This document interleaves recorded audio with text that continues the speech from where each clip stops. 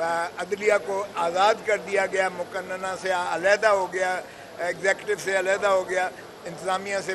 مکمل طور پر علیحدہ ہو گیا، تو اس کی حیت اور نوعیت ہی بدل گئی، کیونکہ پھر اس کے بعد سے کوئی ایسی عدالت جس کی سپروائزری جورسڈکشن، جس کی اپیلٹ جورسڈکشن، جس کی ریویژنل جورسڈکشن، جس کی انہیرنٹ جورسڈکشن عدالت عالیہ اور عدالت عظمیٰ کے تابع نہ ہو، وہ عدالت نہیں کہلا سکتی ہے آئین کے آرٹیکل 175(3) کے تحت۔ اور یہ اتنی وضاحت اور بلاغت کے ساتھ جو ہے راجہ صاحب نے عدالت کے آگے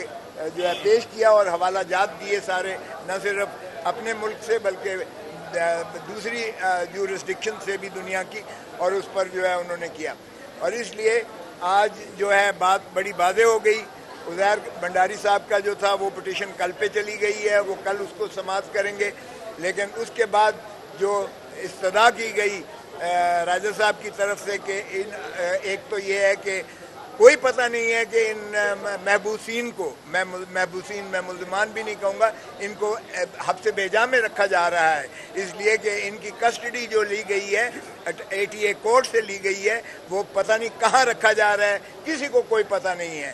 کتنے نام ہیں کسی کو کوئی پتہ نہیں ہے، ان کو فیملیز کے ساتھ ملنے کی اجازت نہیں دی جا رہی ہے، وکلاء کے ساتھ کوئی ان کا جو ہے رابطہ نہیں ہے۔ تو ایسے میں جب یہ نالش کی گئی، استدعا کی گئی، تو عدالت عظمیٰ نے اٹارنی جنرل صاحب سے کہا کہ بھائی یہ فیملیز سے ملنا تو ان کا حق بنتا ہے، وکلاء سے ملنے دیں، رکھا کہاں ہوا ہے یہ بھی بتائیں، اور نام تک نہیں بتائے جا رہے کہ کتنے کون سے لوگ ہیں جو اس وقت ان کی ملٹری کسٹڈی میں ہیں۔ تو اس کسٹوڈیل جو ہے جگہ پر، اس کی قانونی حیثیت پر، اس کے فیملی کو نہ ملنے پر ان کی اس وقت کیا کیفیت اور کیا حالات ہیں، کیونکہ انہوں نے یہ بھی خدشہ ظاہر کیا کہ اگرچہ آپ نے 102 کہا ہے، لیکن ہماری اطلاع کے مطابق اس سے بہت زیادہ جو ہے اشخاص ہیں۔ اس لیے ایک سراسیمگی پائی جاتی ہے ان لوگوں میں کہ کچھ لوگ یہ نہ ہو کہ وہ مسنگ ہی ہو گئے ہیں، کیونکہ مسنگ کی ٹرم بھی آپ جانتے ہیں کہ کتنی زیادہ وہ ایک رپل کریٹ کرتی ہے خاندانوں میں، فیملیز میں۔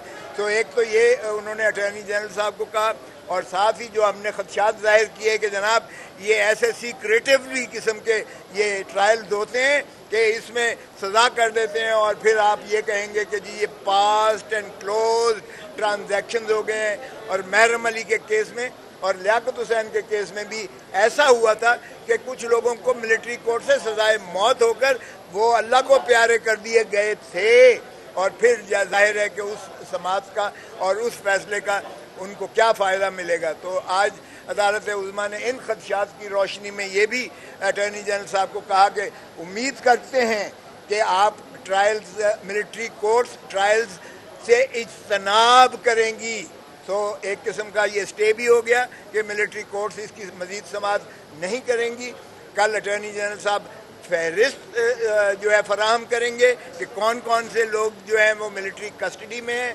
ساتھ ہی فیملیز کو ملنے کے لیے بھی وہ کل انسٹرکشنز لے کر، اور وکلاء کو ملنے کے لیے بھی، اور کس جگہ پر انہیں اور کس حالت میں، کس کیفیت میں رکھا گیا ہے، کیونکہ اس پہ بین الاقوامی نہ صرف قوانین بلکہ انسانی حقوق کی بھی تنظیموں کو بہت زیادہ اس میں تحفظات کا سامنا ہے۔ بہت مہربانی۔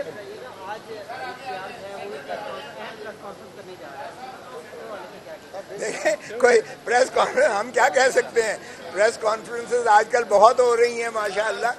جن کو نہیں بھی کرنا چاہیے، کیونکہ یہ جو ہے معاملات حکومت کے یہ حکومتی معاملات ہوتے ہیں جن پر پریس کانفرنس حکومتوں کو کرنا چاہیے، لیکن آج کل ایک روایت بن گئی ہے۔ اب وہ کیا میں کہہ سکتا ہوں کہ کیا پریس کانفرنس کرنے جا رہے ہیں، مجھے نہیں،